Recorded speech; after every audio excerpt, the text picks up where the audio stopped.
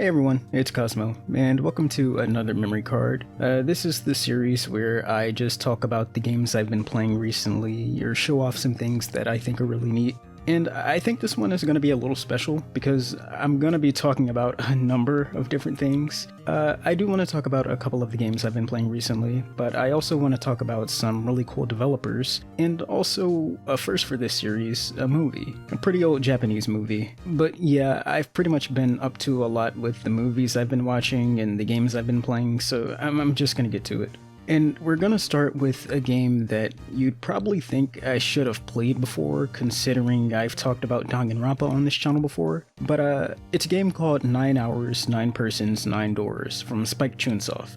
So, if I'm not mistaken, this is a Nintendo DS game that's part of a series called the Nonary games, or the Zero Time Escape series, and I've been meaning to get into it for a while, but I just didn't until now. I saw the games were on sale on Steam not too long ago, so I picked this one up, and I've been playing through it recently, and I think it's pretty fun. It's another one of those puzzle kind of mystery detective kind of games that's also part visual novel, and I know that's not everyone's cup of tea, but I really do enjoy these kinds of games. Yeah, as I said, 9 Hours, 9 Persons, 9 Doors, 999, it's pretty much the same. I've been having a lot of fun with this game, doing the puzzles, meeting the different characters. I think they're all interesting. The story goes, you're this guy named Junpei who woke up on a boat, and you're trapped with 9 other people, and you have to figure out a way to escape. There's like this huge gimmick where you have to get to the digital root of a number, which I'm not gonna go into, but just know that there's a lot of math involved. There's a lot of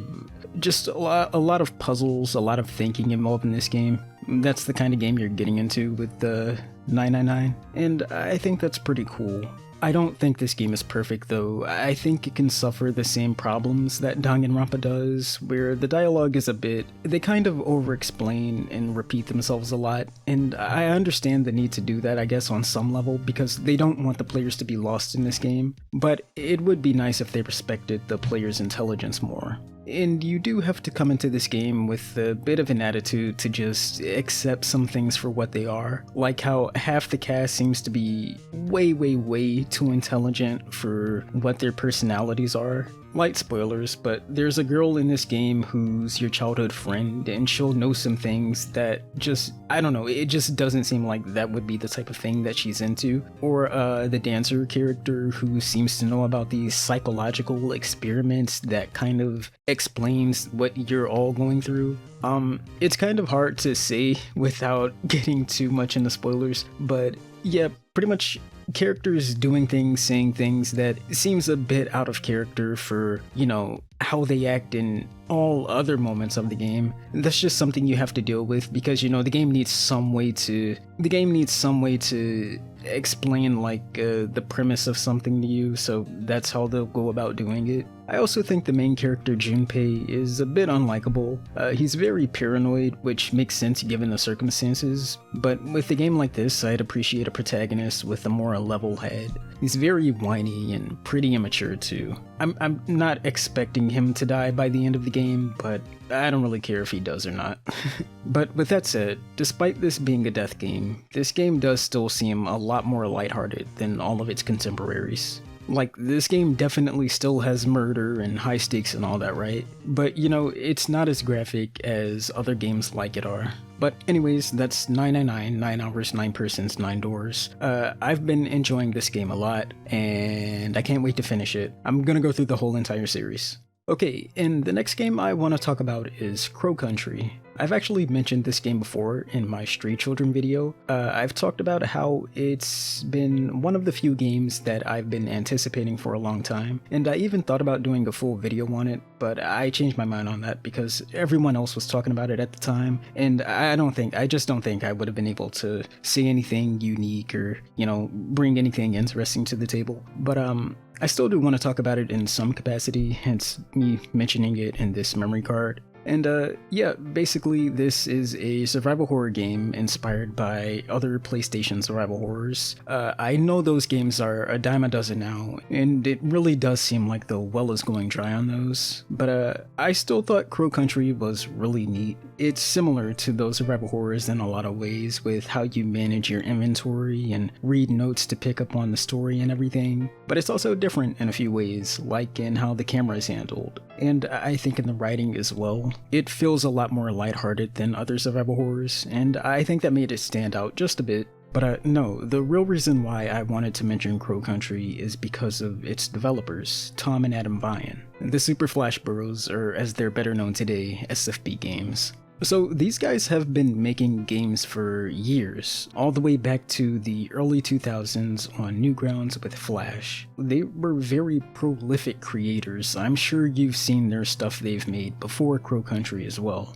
And you know, as someone who grew up on sites like Newgrounds as a child and probably spent more time there than they should have, I've definitely become familiar with a lot of their games over the years. As weird as this feels to say and admit, they've been a presence in my life for a long time, a very long time. From their Zelda parody, The Lampshade of No Real Significance, to games like Detective Grimoire, to Snipper Clips on the Nintendo Switch, and now to Crow Country, which I'm talking about in this video. I just find it really cool to know that these brothers are still hammering out games, really good games. And the cool thing is they've always been a bit experimental too. Like even when they did Flash games, which were obvious parodies of other popular works, I thought they always put their own little spin on it, and that's continued to Crow Country as well. But basically all I'm really trying to say at this point is I've become a fan of the Super Flash Bros for life, and I think more people should check their games out. Like, play the Detective Grimoire games, go back and look at their entire Newgrounds catalog. They have some real fun games in there. I think they even have like a roguelite in there somewhere. I forget what it's called. I think it's like the Scarlet Stranger or something. Yeah, just a bunch of cool stuff. Please check them out. Super Flash Bros. SFB Games.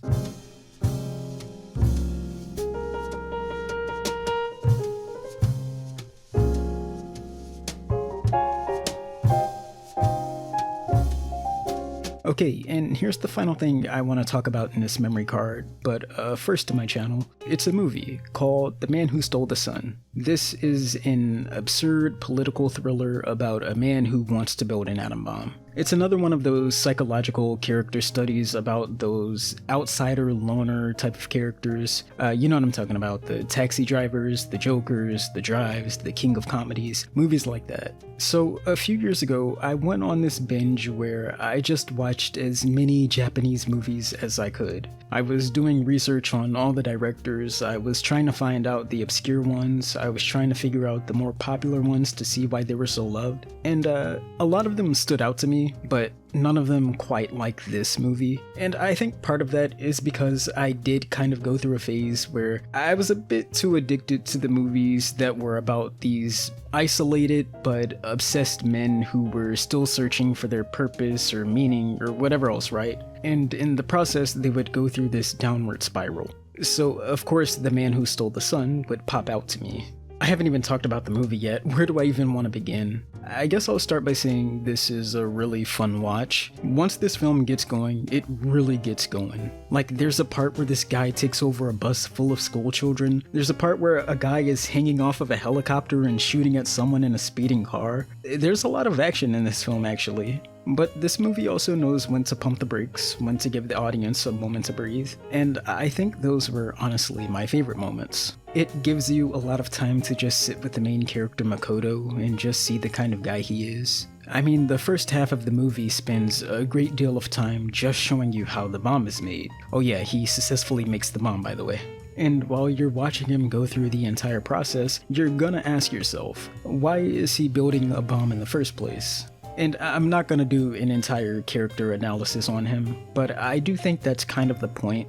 He doesn't even really know what he wants himself. When he calls into the police and tells them that he has an atom bomb, the only thing that he really requests is a longer runtime for the baseball game that he's watching. His other request comes at the wish of someone who calls into a radio show that he listens to, and that's for the Rolling Stones to come to Japan and play a concert. So he is a bit aimless, but again, I just think that plays into his character being this isolated loner whose only drive for anything is creating this atom bomb. And while this movie is also an anti-nuclear film, I think this film is also a cautionary tale in romanticizing the media. Between the Rolling Stones bit and how Zero, the radio host of the show that Makoto listens to, actually finds out who he is, and she seems to be indulging in him using the atom bomb, so he allows radio viewers and this disc jockey to tell him what to do. I don't think Makoto is necessarily an evil person.